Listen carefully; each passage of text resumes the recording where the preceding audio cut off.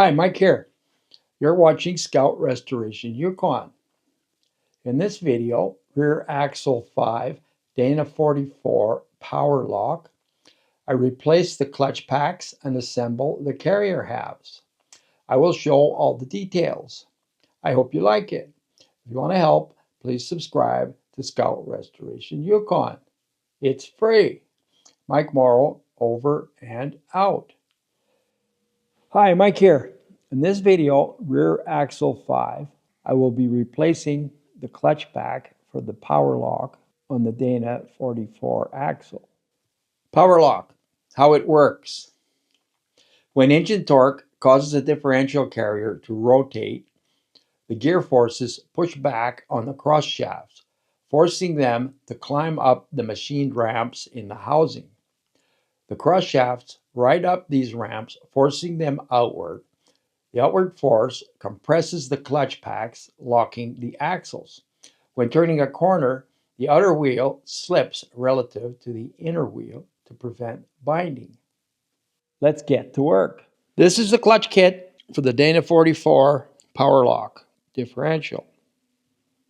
I'm soaking the Belleville washers and clutches overnight in a friction modifier, limited slip gear oil additive. This is the Dana 44 differential carrier with the crown gear. I still haven't replaced the crown gear. I will do that after in a different video. I've replaced the bearings, the side bearings.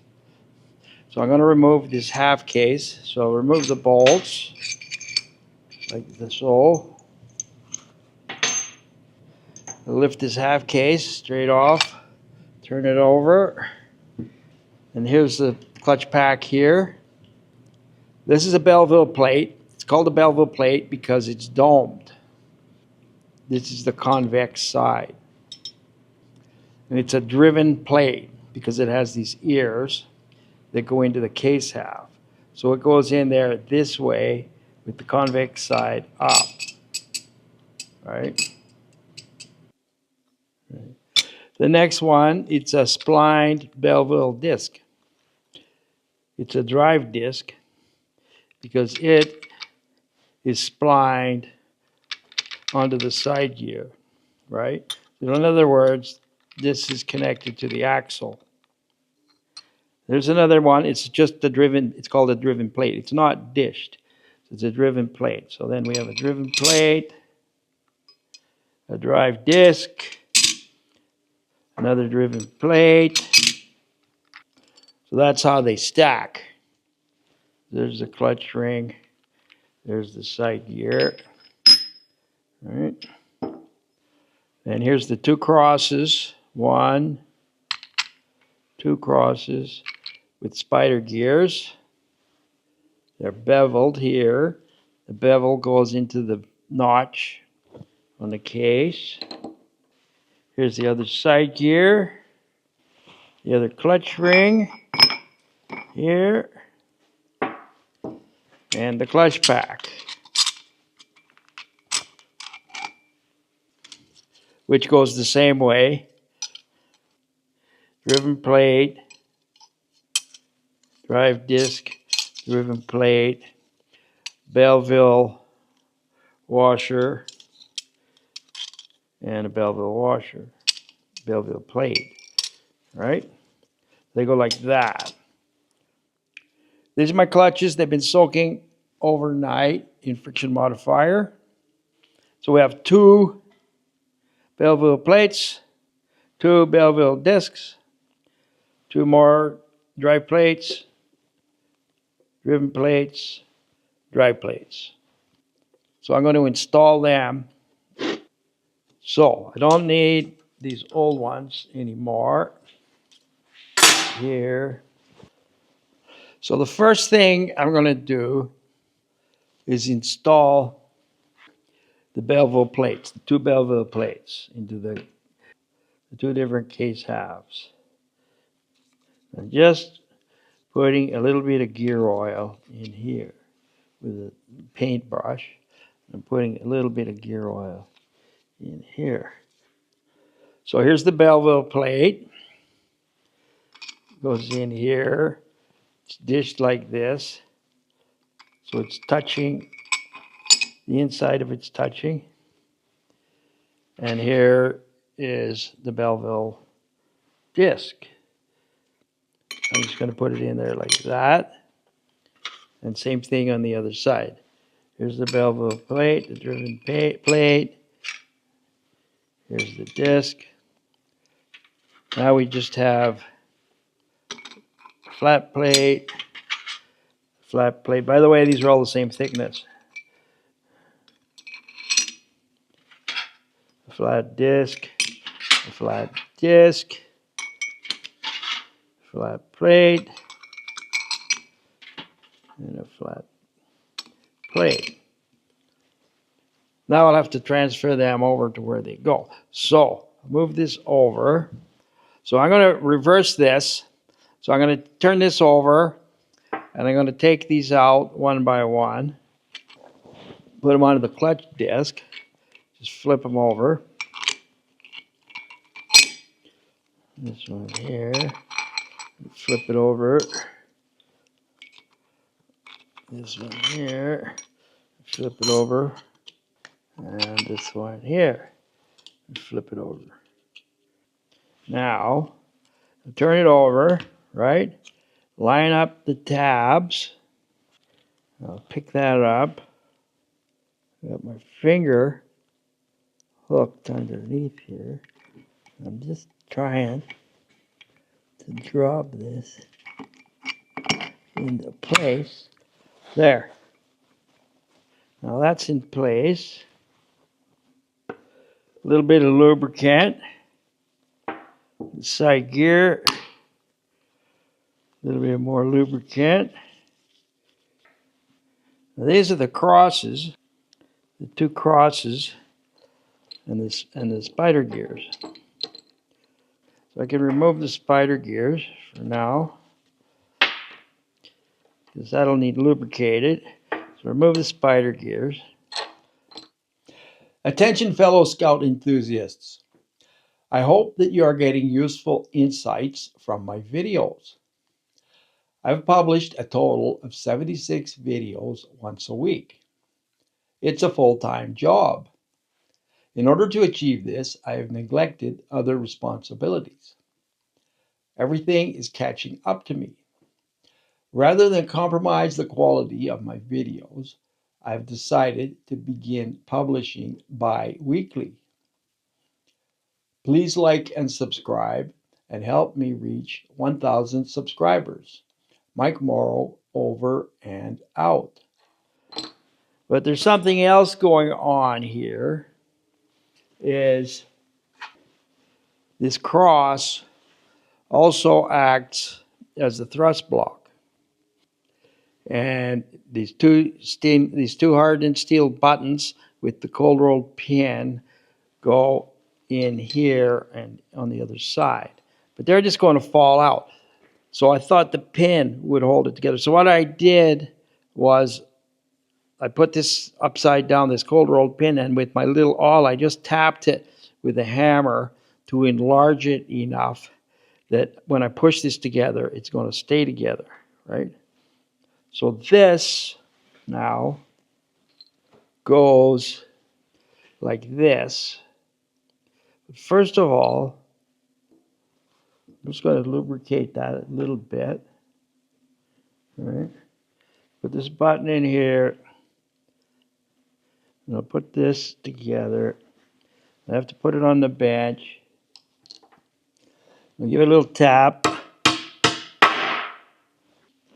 So here's the buttons installed in the cross shaft, and they're just floating. They're just floating back and forth in there, right? So this goes here with the bevel in the notch. And it's going to gently lubricate this cross both ways.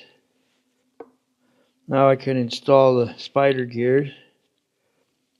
I've inspected this cross shafts, the spider gears. Everything is in pretty good condition. So now this goes in here into the slot like so. I'll put the side gear. clutch ring, clutch plate, drive disc, another driven plate, Belleville washer, disc, Belleville plate. Now, if I line all of these up, I line up my marks. There's a mark here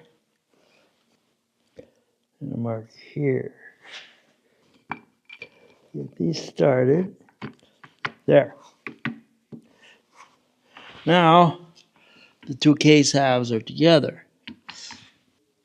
There's the bearing. You should be able to start the bolts. So I'm putting medium Loctite on these bolts.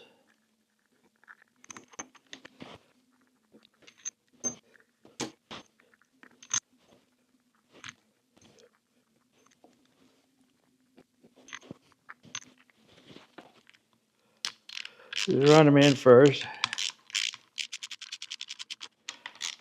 Going from side to side, keep things straight. I'm not even tightening yet.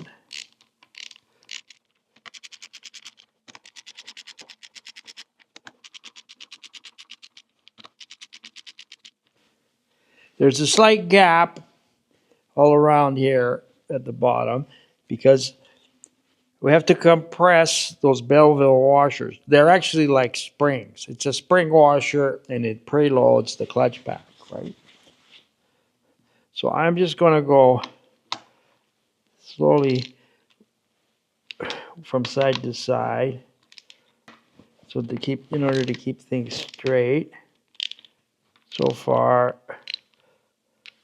it's very light tightening, just pulling it down bit by bit. So the torque spec for the Carrier is 25 to 45 foot-pounds. What I've done is I put an axle in the bench and I set the Carrier on the axle on the splines in. And I'm just going to tighten these to 20 right now. Final torque, 45. 1, 2,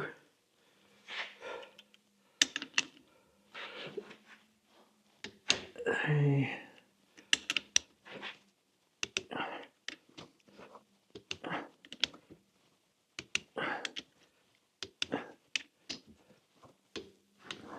Okay, I'll just go right around.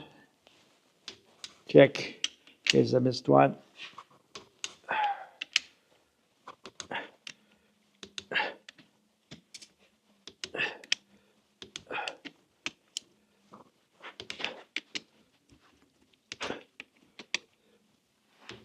So they're all torqued, 45 foot-pounds with blue medium strength Loctite. So in order to check that everything's lined up properly, I've put the other axle in. I'm checking to make sure the crosses are in their grooves. And that one's in. That one's in, like they're completely seated. There's no play, no clearance there. And if we look up here at the other one, you can see it's in the groove. And this one's in the groove. So it's all good. In my next video, I will install the crown gear and install the Carrier into the axle. And then I will check the gear patterns with gear marking compound. So that's it for now. In conclusion, I'm happy with the power lock assembly. I forgot to mention that I'm using the aggressive clutch kit. Note, it's important to ensure the axles are going in all the way before tightening. Note, I will begin publishing my videos bi-weekly. In my next video, Scout Rear Axle 6, crown and pinion. I will install the new crown and pinion and carrier into the casing. I will show all the details. I hope you like it. If you want to help, please subscribe to Scout Restoration Yukon. It's free. Mike Morrow, over and out.